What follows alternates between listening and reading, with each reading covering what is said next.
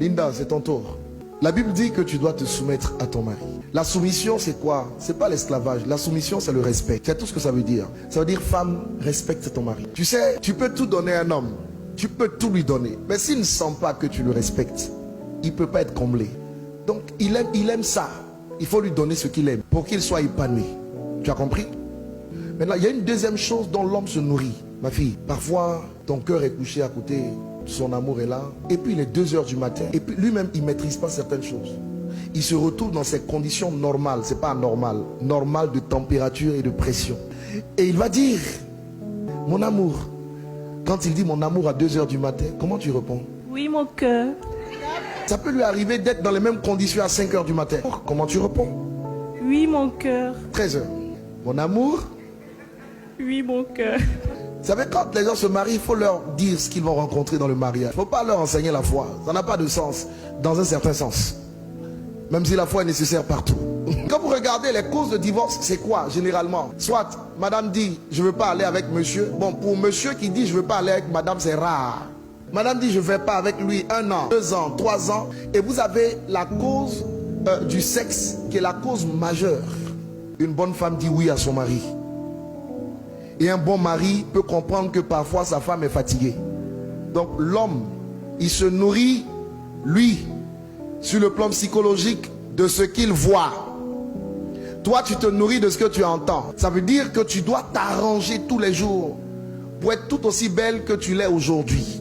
Les cheveux toujours bien faits, le maquillage toujours bien à l'endroit, les sprays, les déodorants comme il faut. Tu dois toujours être prête pour accueillir ton mari. Quand tu sortiras de chez toi, tu es une femme mariée.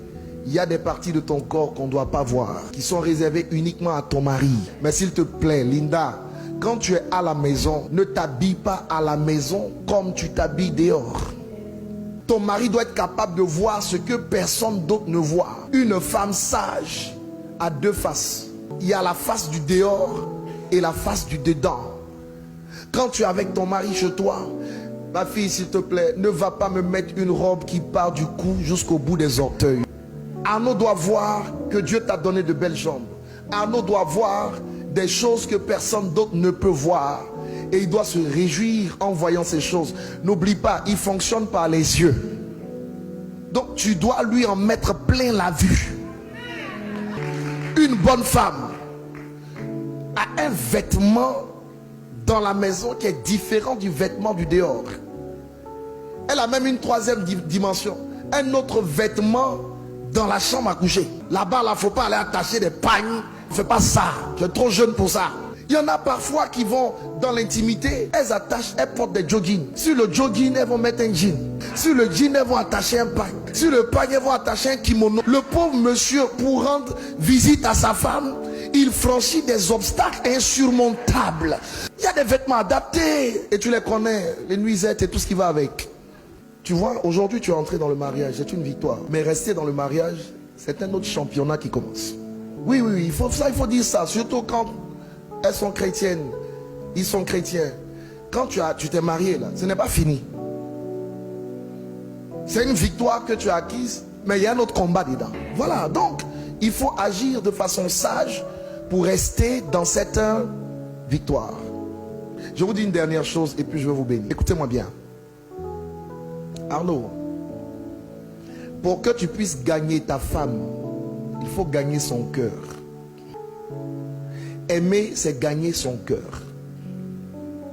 Et quand tu gagnes le cœur de ta femme, et si tu réussis à gagner son cœur, tu gagneras son corps.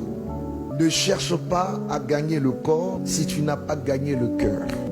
Linda, tu veux gagner le cœur de ton mari? Ne cherche même pas à gagner le cœur.